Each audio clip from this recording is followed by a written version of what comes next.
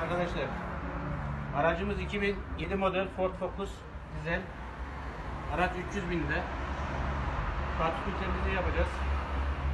Önce planamızı veriyoruz.